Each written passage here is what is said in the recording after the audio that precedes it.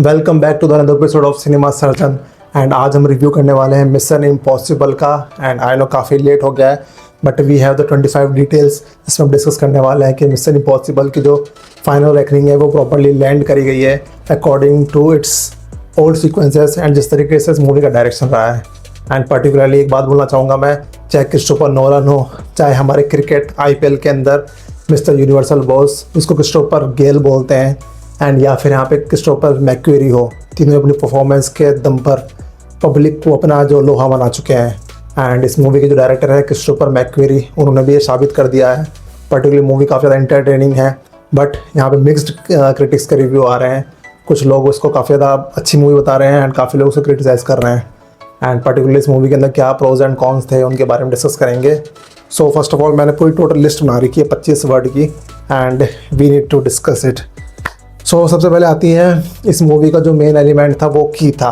आपको पिछली मूवी के अंदर पार्ट में देखने को मिला था कि की के पीछे इतनी भागा दौड़ी हो रही थी, हर कोई इसे छुपाने के लिए ट्रिक कर रहा था एंड बहुत कुछ करने देखने को मिल रहा था। बट इस मूवी के अंदर पर्टिकुलर देखोगे कि यार वो मतलब चाबी इवन मतलब प्रेसिडेंट एंड अपने इथन हंट के पास तो है, चलो चाबी समझ आता है, जो चोरी कर रास्ते में समझ में आ रहा है उसके पास चाबी है। बट प्रेसिडेंट के अलावा यहाँ पे जो पुलिस वाला है वो भी चाबी लाके लास्ट में बीच में होल्ड इथन हंट को दे रहा है कि ये लो चाबी। मतलब चाबी ऐसे सर्कुलेट की जा रही है कि उससे कोई इंपॉर्टेंस ही नहीं है। इसके लिए आपने पूरी फर्स्ट मूवी जहाँ डेड रेकनिंग यहाँ पे सेटअप करी थी उसमें सेकंड चीज़ मूवी के अंदर कोई इंपॉर्टेंट ही नहीं है। एक तरीके से इस तरीके ये कोशिश की जा रही है मूवी का सेटअप किया गया स्टोरी का कि चाबी किसी भी हालत में यहाँ पे इथन हंट के पास जानी चाहिए, ना कि इसको छुपाने या चोरी करने के पीछे लगा हुआ है। So this was the point. And particularly मतलब इस मूवी के अंदर टाइम की जो इंपॉर्टेंस है ये सेकंड डिटेल है कि बताने के लिए इनके पास कुछ एक्शन ऐसा कुछ सीन था ही नहीं मुझे लगा मूवी के अंदर। टाइम को बताने के लिए सिर्फ और सिर्फ यहाँ वर्ड्स के थ्रू टाइम को डिस्क्राइब किया जा रहा है कि इसको 100 मिली सेकेंड्स मिलेंगे, ये मिलेगा एंड मतलब इतने टाइम के अंदर इसी पर्टिकुलर टाइमिंग के अंदर मिलना है। बट एक्चुअल मूवी के अंदर देखने को मिला नहीं। कंपेरिजन करोगे जो भी पुरानी मूवीज़ रही है उसके अंदर आपको टाइम एक तरीके से जो BGM और जिस तरीके से बैकग्राउंड स्कोर होता है एंड जो एक्शन सीक्वेंसेस होते हैं वो आपको बता देता है कि टाइम बहुत क्रूशियल है, बस मूवी के देखने नहीं मिला है। एंड इसी से रिलेटेड इसकी पेसिंग को लेके भी आती है, उसके बारे में हम सेपरेटली बात करेंगे। एंड पर्टिकुलर जो स्टोरी जो बिल्डअप किए गए लॉन्ग टेक लिए गए हैं तो इस मूवी को कहीं ना कहीं प्रोज एंड कॉन की कैटेगरी के अंदर यहाँ पे कॉन की कैटेगरी में लाता है। एंड इसके अलावा आपको एक सीन देखने को मिला था मिड इंटरवल के टाइम पे आया था जो सबमरीन वाला सीन। उससे पहले वहाँ पे कन्वर्सेशन होती है जहाँ पे Mark 7 होता है, उसको पर्टिकुलर लेके बताया गया था कि अगर आपने टाइम में थोड़ा बहुत डिले कर दिया तो बॉडी के अंदर आपको पढ़ा होगा आपने, अगर बहुत ज़्यादा ग्राउंड डीप लेवल से अगर ऊपर आते हो तो ब्लैंड्स बनना चालू जाते हैं। नाइट्रोजन जो होता है मसल से वो निकल के ब्लड में लग जाता है एंड बुलबुले और ब्लैंड बनने लग जाते हैं। इसके अलावा आपको रिजिडिटी फील होगी, अनकॉन्शियसनेस होगा, इसके अलावा कन्वर्जन्स आना चालू हो जाएंगे, शिजर काफ़ी ज़्यादा डीप आने चालू हो जाएंगे एंड लिटरली मतलब बॉडी डिकम्प्रेस एक तरीके से होगी, रिजिडिटी, बहुत कुछ, वॉमिटिंग, नॉजिया, बहुत सारे सिम्टम्स डेवलप होंगे इस मूवी के अंदर बताया गया था। एंड Mark 7 काफ़ी इंपॉर्टेंट था। तब वहाँ पे इथन हंट बोलता है कि I have a different plan.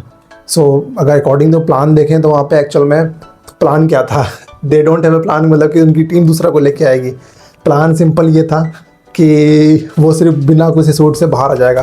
पर लिटरली इतना डीप लेवल पे सबमरीन में, जहाँ पे सबमरीन पे लोग उसको एक्सेस करने के लिए पहुँच भी नहीं पा रहे हैं, उस लेवल पे इथन हंट गया उसके बाद वो बिना किसी सपोर्ट से ऊपर आता है। हाँ बट वो जो सीन था काफ़ी सिनेमैटिक था, लिटरली इतना बहुत ब्यूटीफुली उसको बनाया गया था जिस तरीके से पानी से बाहर आता है। एंड जो पुरानी जो उनकी जो लवर थी गैब्रिएल, आई थिंक नोनागॉन, जूली, जिसका रोल जूली का किया था, वो उसका एक सीन दिखाया जाता है, ग्लिम्स दिखाया जाता है थोड़ा सा ड्रीम का। And all of sudden switch होता है with our miss Captain America. आपको मिस कैप्टन अमेरिका आवाज़ लग गया होगा कौन है, हमारी जो क्रिस इवान की गर्लफ्रेंड रही थी और जो फर्स्ट मूवी के अंदर सेटअप के अंदर किया गया था। एंड उसने फिर अपना बिल्कुल मौका नहीं छोड़ा है जो जूली उसको रिप्लेस करने का। एंड जो कि हमारा इथन हंट कितना भी बड़ा मतलब सुपर हीरो हो, कितना जज्बाती हो, सब कुछ हो सकता है, कितना सिद्धांतवादी हो एंड राष्ट्रवादी हो, उसके बाद भी वो इस मोमेंट के अंदर पिघल जाता है। एंड फिर मौका मिलता है अपने आप को कैप्टन अमेरिका को प्रूव करने का, मिस कैप्टन अमेरिका को। एंड वहाँ पे कुछ सीन्स आते हैं जहाँ पे CPR देने की कोशिश की जाती है। At that moment was kicking. And ये थी हमारी और हाइलाइट्स। एंड इसके अलावा भी और भी हाइलाइट्स हैं जो मैंने यहाँ पे पर्टिकुलर मेंशन कर रखी है। एंड हाँ, ये जो सीन था आपको मैं एक बताना चाहता हूँ मैं कि मूवी के अंदर आपने जो बेस्ट जो सीन सीक्वेंस था वो यहाँ पे पानी वाला सेटअप था, जिस तरीके से टेंशन बिल्डअप की गई थी बट एक्चुअल में कंपैरिजन की जाए इसी सीन को अगर वहाँ पे इंटरस्टेलर के सीन में सीन से कंपेयर की जाए, जहाँ पे डॉकिंग की गई थी यहाँ पे स्पेसशिप की, एंड पर्टिकुलरली ये वाला सीन यहाँ पे सबमरीन के अंदर यहाँ पे स्ट्रगल कर रहा होता है इथन हंट, दोनों के अंदर फ़र्क क्या देखने को मिला है? दोनों के अंदर सीन दोनों मज़ेदार हैं, ऐसी बात नहीं है दोनों मज़ेदार नहीं है, सीन बहुत ज़्यादा बढ़िया थे, बट उसके अंदर वहाँ पे साउंड जिस तरीके से किया था एंड वो पर्टिकुलरली टेंशन डेवलप कर रहा था, बट इसके अंदर यहाँ पे टेंशन देखने में मज़ा नहीं आया, मिलेगा नहीं आपको। आपको पता है भाई हाँ चलो ठीक है ये कर रहा है, पानी के अंदर सर्च कर रहा है, बट आपको टेंशन जिस तरीके से बिल्डअप नहीं हो पाया, इंटेंसिटी जो आपको इंटेंसिटी चाहिए होती है एक मूवी के अंदर, क्योंकि मिड इंटरवल सीन में हो एंड काफ़ी ज़्यादा इंपॉर्टेंट था, बट उसमें जो इंटेंसिटी पेसिंग होनी चाहिए थी उस समय पे मुझे सफिशेंट नहीं लगी है। क्रिस्टोफर नोलन ने इंटरस्टेलर के अंदर वो बहुत अच्छे से करके बताया था। सो this was it, and particularly मतलब वो चिप लेने के लिए जिस तरीके से पानी में कोड के लिए उतरा था एंड जिस तरीके से कोड एक्सेस कर लिया, वो उस मूवी में इतना ढंग से प्रेजेंट नहीं किया गया। इससे पहले एक और मूवी आई थी, वहाँ पे पानी के अंदर उन्होंने एक एक्शन शूट किया था, जहाँ पे एक विद इन 5 मिनट के अंदर वहाँ पे उसका एक तरीके से फ्लश स्टार्ट होने वाला था, उस समय उनको वॉइड से बाहर निकलना था, एंड दैट सीन वाज बहुत खतरनाक, जहाँ पे चिप लगा के उसको एक तरीके से एक पर्टिकुलर प्लेस वहाँ थी जहाँ अगर चिप लगा देंगे तो बॉडी जो है वो अपने फ्यूगरसन थी उसको वहाँ पर रिकॉग्नाइज नहीं कर पाएगी, एंड उसकी गवर्नमेंट जो ऑफिशियल है उसका एक मेंबर मानेगी। उसके लिए चिप लगाना काफ़ी ज़्यादा ज़रूरी था। आपको जो लास्ट मूवी थी ना फॉल आउट और सिंडिकेट वाली मूवी, उसमें याद होगा आपको फ्यूगरसन का केस था, बट इस मूवी के अंदर ऐसा देखने को नहीं मिल रहा है। एंड पर्टिकुलरली थोड़ा सा बात करते हैं अभी फ्यूगरसन के बारे में, जो लास्ट मूवी के नंबर गई थी। एंड सो कुछ सिलेक्टेड ही मूवीज़ हैं, बाकी देखने को मिला है मिशन इम्पॉसिबल इतने खतरनाक इमोशंस में जाते हैं इथन हंट अपने, उसके बाद भी फर्स्ट मूवी में ही इनका कोई इंपॉर्टेंट आदमी मरा था, उसके बाद तो second third fourth fifth six movie के अंदर कोई भी नहीं मरा है। एक तरीके से इतने बड़े बड़े टफ आप यहाँ पे लेते हो मिशंस लेते हो, उसके बाद सिक्स मूवी दिखाया गया एंड सेवन्थ मूवी लूथर को मरता हुआ दिखाया गया। वहाँ पे एक सीन आता है जहाँ पे लूथर मरता है, उसके बाद उसको बचाने के लिए वो जा रहे होते हैं, मतलब एक तरीके से बंदा भाग के जा रहा है, मतलब mission impossible all about it's signature move है जो कि भाग के आना। अरे भाई तुम यार मतलब एक सबसे बड़ी कंट्री का रिप्रेजेंटेटिव हो, वहाँ उनके लिए काम कर रहे हो, आपको वहाँ पे कार या बाइक कोई प्रेजेंट नहीं दे सकती पर्सनली जो कि आप यूज़ कर सको। आपका बंदा वहाँ मर जाता है, गैब्रियल वहाँ से उसको पॉइजन पे लेके चल जाता है एंड उसको बॉम्ब ब्लास्ट से मारने देता है। लिटरली मतलब logic was very down to earth, क्योंकि इस मूवी को बहुत ज़्यादा शानदार बनाना होता है। So this was one of the also concern and particular cinematography was it was too cool. Literally जिस तरीके से वो सीन शॉट किया मैं आगे दोबारा तारीफ करना चाहूँगा। And so this was my detail about it. And particularly बात करें या मूवी के अंदर जो मोस्टली जो मेन प्रॉब्लम जो मुझे जो हाईलाइट हुई है वो इसके आपको लास्ट मूवीज़ जितनी बनती आई है पर्टिकुलरली अगर final reckoning and dead reckoning को यहाँ पे काउंट नहीं करें एंड बाकी मूवीज़ से कंपैरिजन करें इस मूवीज़ का, तो बाकी मूवी में आपको सस्पेंस टॉप लेवल का नज़र आता है, थ्रिलर टॉप लेवल का नज़र आता है, एक्शन टॉप लेवल का नज़र आता है, एंड इसके अलावा ट्रिक होना, धोखा देना आपको टॉप नॉच लेवल पे हर लेवल पर नज़र आता है। वहाँ पे हर कोई धोखा देता है, कभी कोई मास्क लगा के देता है धोखा, या उसका खुद का ही बंदा उनको चीट कर जाता है, बट इस मूवी के अंदर ऐसा देखने को बिल्कुल ही नहीं मिलता। मतलब कोई भी नहीं धोखा नहीं दे रहा है। एट दी एंड आप देखोगे कि मूवी के अंदर सडनली पेसिंग चेंज कर दिया, ऐसा लग रहा है डायरेक्टर ही चेंज हो गया मूवी का। एंड इस मूवी के अंदर आपको क्या देखने मिलता है, इमोशनल फुल ऑफ इमोशन होता है, पेशेंस मूवी के अंदर बहुत ज़्यादा होल्ड करता है। अगर आप उन बच्चों में से आते हो, उन मूवी लवर्स में से आते हो जो कि शॉर्ट्स देखना पसंद करता है, तो लिटरली ये मूवी काफ़ी ज़्यादा आपके जो पेशेंस को काफ़ी ज़्यादा टेस्ट करती है। ये मूवी मुझे लगता था ऑलमोस्ट 15 से 20 मिनट तक ये मूवी काफ़ी हद तक कम की जा सकती थी। जिस तरीके से यहाँ पे बहुत लॉन्ग स्टोरी बिल्डअप किया गया है, बहुत ज़्यादा लंबे टेक लिए गए हैं, वो बहुत अननेसेसरी फील होते हैं। एंड इसके बाद में जो डायलॉग है वो डायलॉग बोल के हर एक चीज़ों को एक्सप्लेन करना पड़ रहा है। जैसे 100 मिली सेकेंड्स वाला इंपॉर्टेंस बताई गई थी, बट मुझे लगा था ये जो लास्ट में जब असली में 100 मिली सेकेंड्स आएंगे वो बहुत खतरनाक देखने मिलेंगे, बट मूवी के एंड के अंदर ऐसा कुछ देखने को मिलता ही नहीं है। मुझे लिटरली वो जो सीन था मुझे लगा यार बहुत इन लोगों ने बहुत लाइटली बना दिया इतनी मूवी को, इतना ज़्यादा बनाने चक्कर में, 2 पार्ट बनाने चक्कर में जो लास्ट सीन था उसको अपने पर्टिकुलरली कहने मतलब मेरा ये है कि आपको बोलते ना सडनली इल्यूजन्स टाइप की ऑर्गेजम टाइप में नहीं आया। मेरा कहने मतलब वो वर्ड था बट मैं यूज़ नहीं करना चाहता इस वीडियो के अंदर particularly. So this was it. And इसके अंदर मुझे लगता है कि बाकी जो कैप्टन अमेरिका आपने मूवी देखी होगी रिसेंट वाली न्यू वर्ल्ड वाली, वहाँ पे सरपेंट सोसाइटी के वाले वहाँ पे वो फर्स्ट सुपर ह्यूमन देखने को मिले थे। एंड इस मूवी के अंदर भी सरपेंट के हेड होते हैं जो कि कुछ ना कुछ प्रेसिडेंट को गाइड करते हैं, प्रेसिडेंट वहाँ फॉलो करता है। उस मूवी के अंदर कुछ नहीं कर पाए, बट इस मूवी के अंदर आपको वहाँ पे सरपेंट के हेड भी देखने को मिलते हैं। एंड इस मूवी का जो मोस्टली जो मूवी फोकस करती है वो किस कैरेक्टर पे करती है, अगर मैं आपको पूछूँ तो मेरे अकॉर्डिंगली मूवी जो मोस्टली फोकस करती है वो यहाँ पे करती है विलियम डॉनली पे। मतलब हर कोई बंदा आ रहा है, वो आके ये बोल रहा है I know him, he is William Don Lee. कोई विलियम डॉनली की किताबों के बारे में डिस्कस करता है, कोई विलियम डॉनली की कोडिंग के बारे में डिस्कस करता है। लिटरली मतलब मूवी के अंदर ये बंदा फर्स्ट मूवी के अंदर प्रेजेंट होगा, उसके बाद इस मूवी के अंदर आया, बट इस बंदे पर ही डिस्कशन चल रहा होता मूवी के अंदर, he is William Don Lee. Literally यार मतलब क्या बताया जाए। उस बंदे ने एक चाकू रखा था वहाँ, चाकू अपने जेब में रखा था। उसको ये बात पता था कि मूवी जो फ्रेंचाइज हिट होने वाली है एंड उसको 8th मूवी के अंदर वापस बुलाया जाएगा, इसलिए उस पर्टिकुलर जो नाइफ रखा गया था अपने साथ में वो ज़िंदगी भर रखा था ताकि वो बता पाए कि तुम्हारा मारा हुआ नाइफ है एंड मुझे पता नहीं था कि तुम ही होंगे जो कि उस मिशन पे थे। सो दिस वाज ऑल अबाउट। बाकी स्टिल मूवी के अंदर एक भी बंदा है जिसने धोखा नहीं दिया है, ये बहुत बड़ी हाईलाइट है। पर्टिकुलरली जिस तरीके से आप जेम्स बॉन्ड और ऐसी मूवीज़ बनाते हो, धोखा ट्रिकिंग करना is very much important thing. So this was my 11th और 12th पॉइंट। मैं पता नहीं चला कैसे गिनते गिनते 12th पॉइंट तक पहुंच चुके हैं। एंड एक बात और है इंपॉर्टेंट, क्योंकि मूवी की आपको देखने को मिला है कि थोड़ा बहुत लॉन्ग क्यों लगती है, और लॉन्ग इसलिए लग जाती है क्योंकि मूवी के अंदर आपको पहले से क्लैरिटी मिल चुकी है कि he is Ethan Hunt and he can do make impossible thing possible. And इस मूवी के अंदर बोल भी दिया गया था कि तुम ये प्रूव करना चाहते हो कि इम्पॉसिबल तुम मिशन पॉसिबल बना सकते हो।